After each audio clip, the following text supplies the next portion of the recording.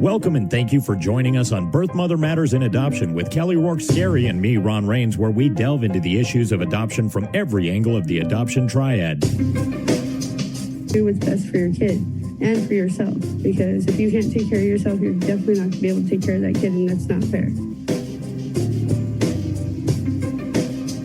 And I know that my daughter will be well taken care of with them. Don't have an abortion. Give this child a chance. All I could think about was needing to save my son.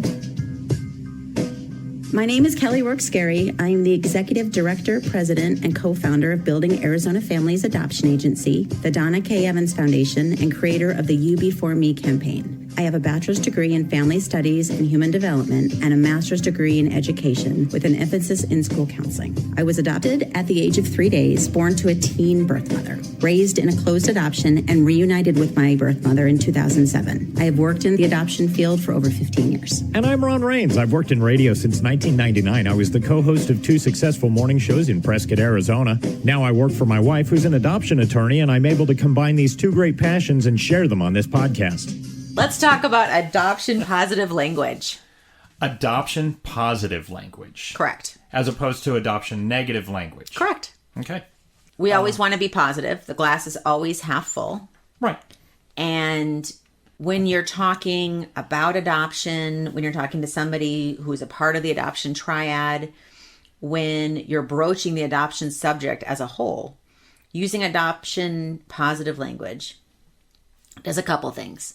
One, it inspires other people around you to pick up and use the same language, which then changes the culture of adoption. It starts to change the outlook and perspective and stereotypes. Right. And that's the goal. Before this podcast, you and I were talking kind of candidly off the mic. And We never do that, Ron. No, never. And basically I'd said that it's hard to let go of things in language in particular that you've heard all your life. I can't think of an example other than the one in adoption, which is she gave up her baby for adoption. Oh, I can think of another one. Okay. The politically correct terms that have changed over special needs. Okay, certainly. Or races. There's certain things that races, special needs, yes. Everything that when it changes, you want to make sure that you don't offend anybody, that you don't hurt anybody's feelings. And so you always try to make sure that you used the most correct, most friendly usage of the word. Right, respectful. However, even those, like some of those words, it was easy to drop because it's like, wow, you know that's wrong. But the one phrase in particular that was hard to drop because it's like, no, it's not correct. First of all, the give up a baby for adoption, that was hard to change. And that's the most common mistake that I hear people making. But you're right. I mean, those other words, we can let go of those. And this is another phrase that we should let go of. Correct. Because nobody is giving up anything. Right. If anything, they're given an opportunity. Correct. The reverse.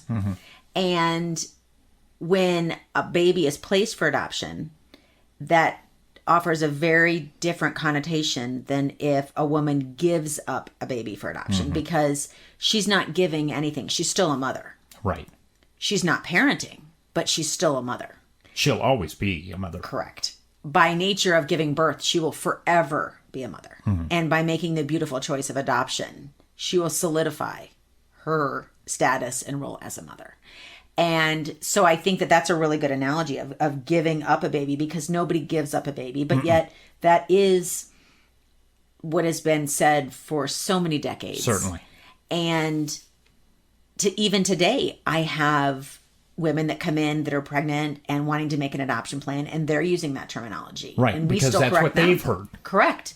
And with that, giving up a baby, it carries a very negative connotation. And when their friends and family may not be on board with their adoption plan, if they're using the terminology, I'm giving up a baby, or you're going to give up my grandson, that's very different conjecture than I'm placing a baby for adoption. I'm placing my baby with this adoptive family. Right. Very different. And especially nowadays where the adoptions are more open than they ever have been in the past, you're not giving up that baby. You're still a part of that baby's life for at least 18 years. That's correct. Probably the rest of your life. And so when we look at these terms that we're going to go kind of walk through, I think it's really important to understand that the goal is not only for people in the adoption community and members of the triad to use these terms, but society as a whole. You know, words are contagious. If you start using this terminology, it will catch on. And again, our goal is to change society's view to a more positive approach and educate them on adoption. It's funny, teenagers come up with these catchphrases, and I mean, they spread like wildfire. And some of them, I used to think I was cool and hip with my teenagers. Now I'm just given up. I've given up. Yeah, me too.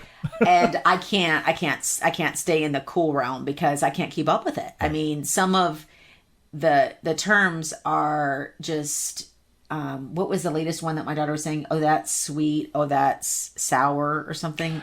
No, what is it? It's sweet and I don't remember the other one. Salty? Yes. Salty I've heard, but I don't really Is what, it sweet? Obviously the opposite of sweet? Something like that. Okay. Yeah. I guess we're getting old, Ron. Salty.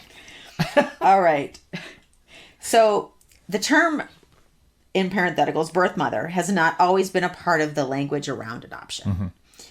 Its use became common in the 50s and 60s with the author and mother, who was Pearl S. Buck, and formalized by Marietta Spencer, who was a social worker at the Children's Home Society of Minnesota in 1979. So that's a relatively new term, birth mother. Now, some agencies say that she's not technically a birth mother until she has had the baby and placed the baby for adoption, and she's really an expectant mother. And I think, in my humble opinion, that either one is just fine to use. I think a birth mother is fine. I think expectant mother is fine as well. I think in the adoption community, birth mother is way more commonly used than expectant mother. But I've heard both, and I don't think either of them are offensive or confusing. Right. I wouldn't see why they would be. So positive adoption language is what is arguably the preferred language of adoption agencies and adoptive families. And it's just language that's respectful to all involved. Right, because words just don't convey just facts. They also evoke feelings. And, you know, when we're using a word to discuss a particular race, those can evoke a lot of feelings. And people can become very passionate. I think as a society, we should be as passionate about adoption and adoption language than we should on any other entity or aspect or group of people. It's part of the person's identity. Correct. So adoption language would be important, again, to educate others. Also to protect the dignity of the child and the family involved. And that is where you are using the phrase, give the child up for adoption. Or given away. That would be hard for that child to hear. Can you imagine? That would be very hurtful. And as an adoptee, that would be really hard. And that would also unintentionally shame the child. Like, what did they do wrong to be given away? Yeah, why did they have to give me away? What's wrong with me? And so by using adoption positive language, we can not put those thoughts or feelings onto somebody else. Okay.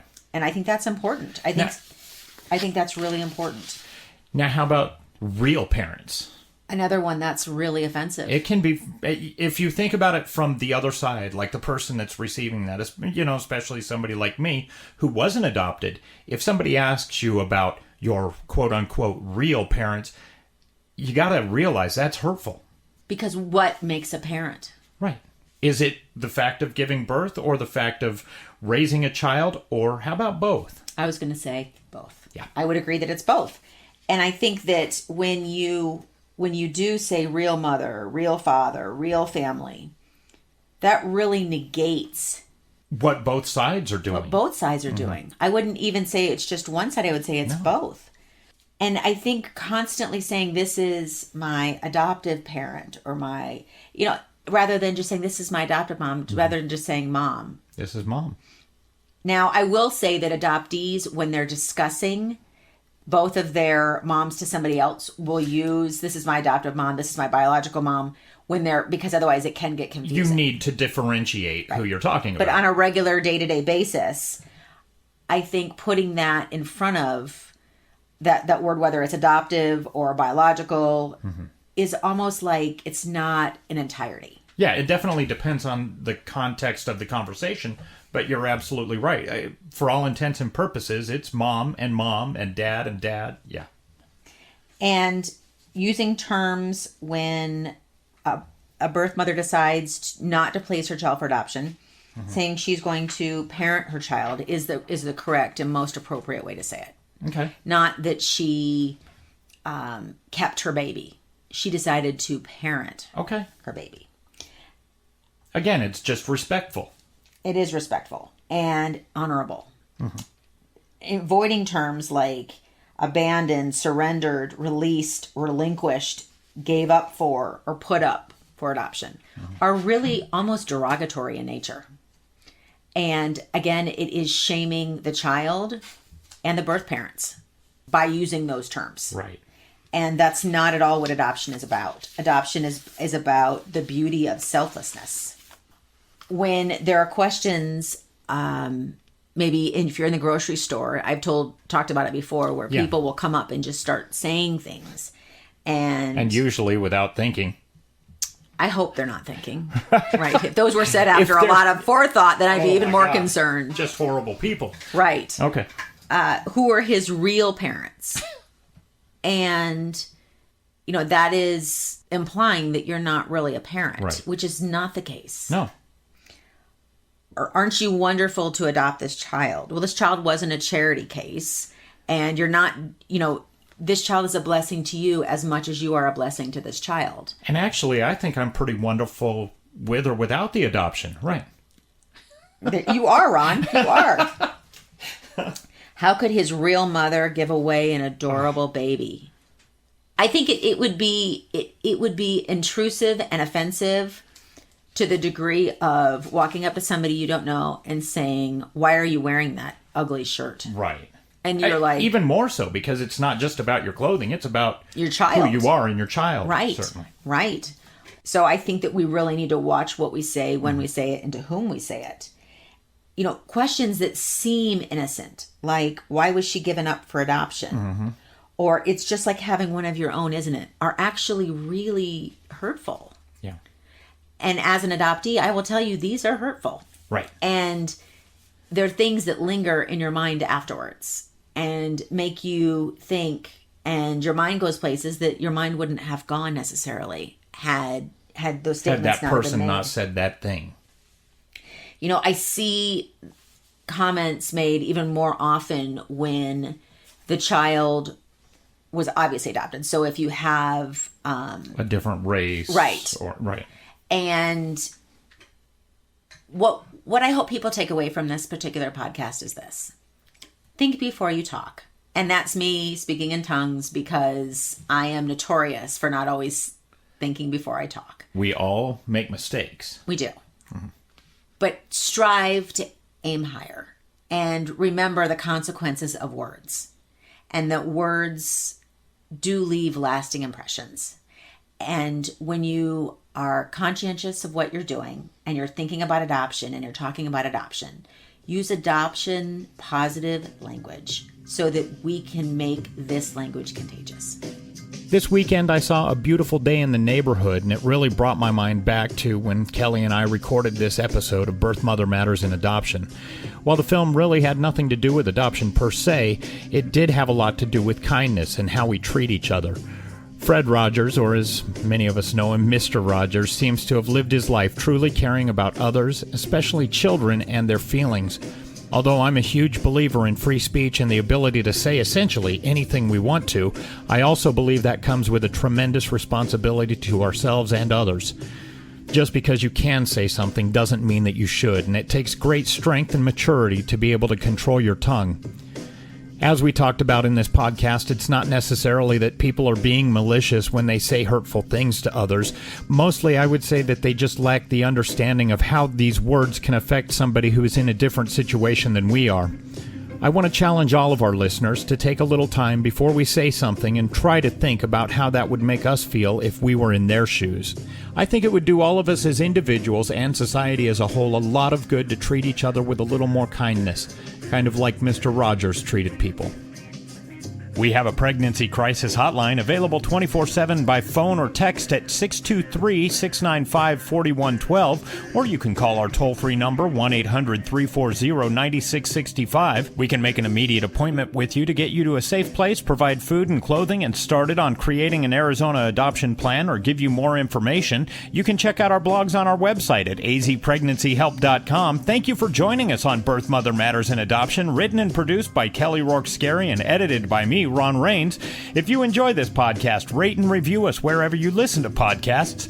And as always, thanks to Grapes for letting us use their song I Don't Know as our theme song. Join us next time for Birth, Mother Matters, and Adoption. For Kelly Rourke Scary, I'm Ron Rains, and we'll see you then.